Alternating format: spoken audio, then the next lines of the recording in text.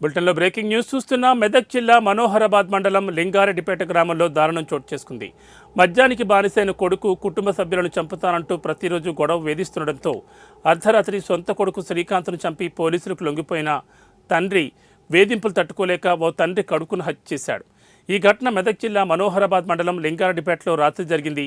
స్థానికుల ప్రకారం గ్రామానికి చెందిన మాదా శ్రీకాంత్ మద్యం తాగి రోజు తండ్రిని వేధించేవాడు. నిన్న రాత్రి కూడా గొడవ పడ్డంతో పడుకున్న శ్రీకాంత్ను కత్తితో దాడి చేసి హత్య చేశాడు. అనంతరం పోలీస్ స్టేషన్లో లొంగిపోయాడు.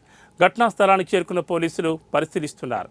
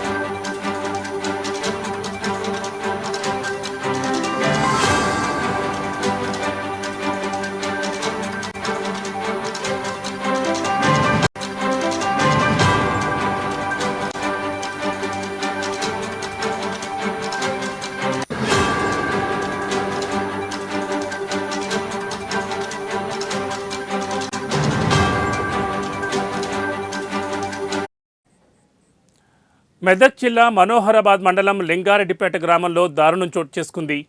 మద్యానికి బానిసైన కొడుకు కుటుంబ సభ్యులను చంపుతారంటూ ప్రతిరోజు గొడవ చేస్తుండటంతో అర్ధరాత్రి సొంత కొడుకు శ్రీకాంత్ను చంపి పోలీసులకు లొంగిపోయాడు ఓ తండ్రి. వేధింపులు తట్టుకోలేక తన కొడుకును హత్య చేశాడు.